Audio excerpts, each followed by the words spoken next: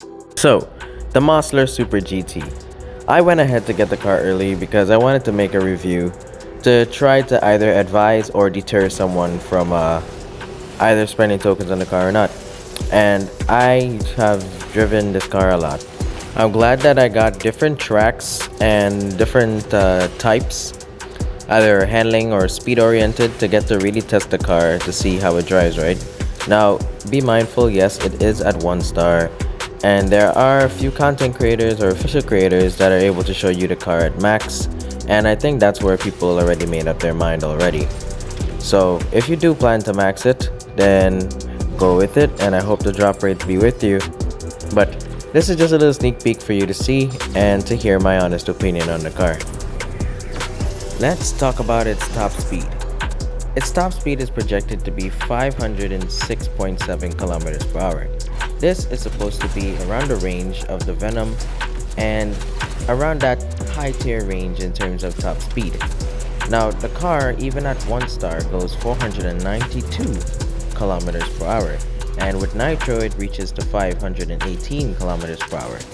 I would say the car is really fast. It's good, and I like that it's a fast car because this just brings more use to the car itself, which already gains its weight as being a car to go for, either to utilize for MP2 or MP1 in certain cases if you max it.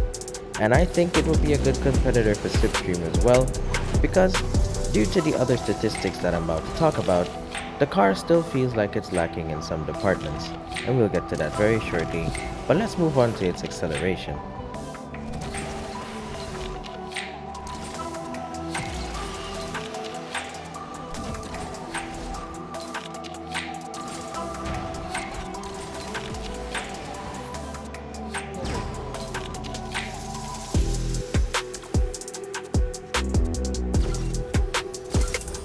The Mosler's acceleration at max is 83.27 statistic, and this is good. Already, it solidifies itself to be better accelerating than the three cars I'm about to call: the Zenvo Aurora Tour, the Hennessy Venom F5, and the Koenigsegg Jesko. So already, it accelerates better. It's even higher. So, with this car should give you a decent advantage in terms of reaching out before these other speed demons could catch up to you. And you may even get better recoveries after certain corners because of the acceleration boost. Now, I would say this is going to be a plus in certain tracks, but I'm not entirely sure how well it will fare up because of the other statistics of this car, which the biggest one being its handling that we're going to discuss next. That is going to shake up the meta completely. Because even though the car is good in top speed and it is good in the acceleration so far, the next statistic is definitely going to be its downfall.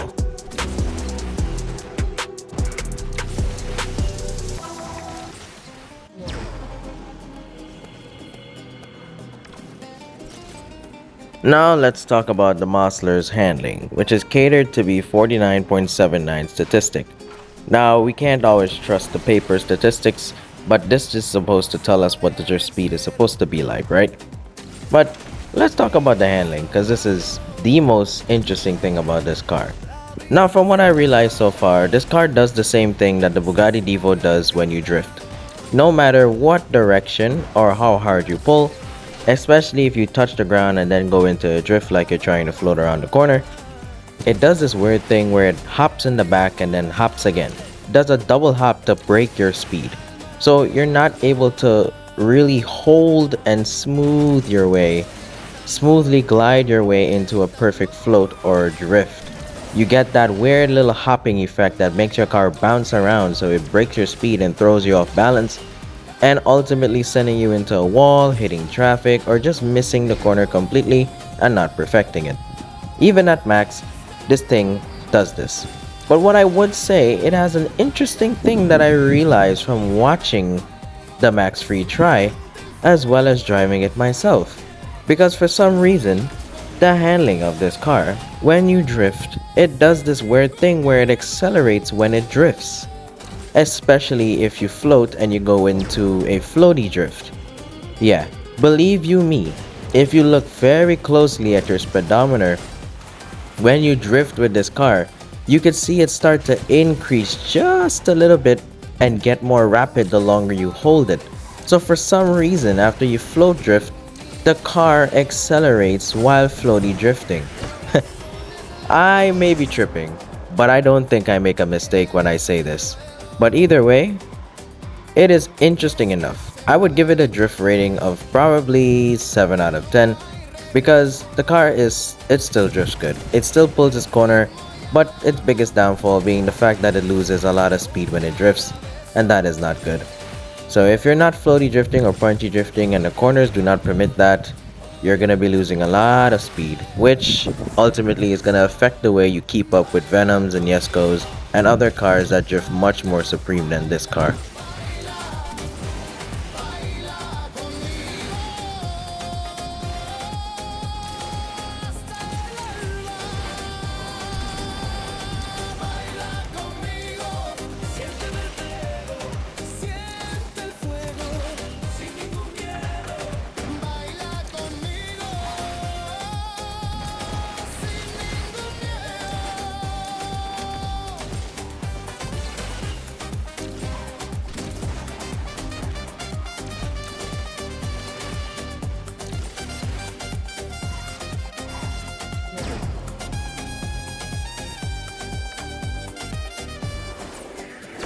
With a nitro statistic of 44.54 at max, it is good.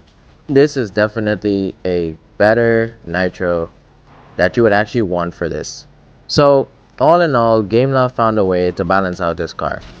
Although it is very high in the game in terms of where it sits in S-Class, but at the same time, they're trying to let you know that even though we're giving you a car that has better acceleration than the Venom, we're also giving you a car that has top speed slightly faster than the Venom. We're going to degrade the handling to a certain degree, but still make it somewhat fun to drive or playable, at least to hold its title for where it currently sits in the class. But the shockwave doesn't feel as powerful as I think it should be standalone. But the nitro efficiency is decent enough to hold you on your top speed for just a little while longer for you to keep and get a little advantage forward. But because of its acceleration, the nitro is enough to boost your car up to top speed. Not as much as you would think on the lower star counts, but this definitely has to do with the max star count. But besides that, let me give my overall performance rating on this vehicle. And I can't. I'm actually not able to give an overall performance on this unless I drive it max for myself.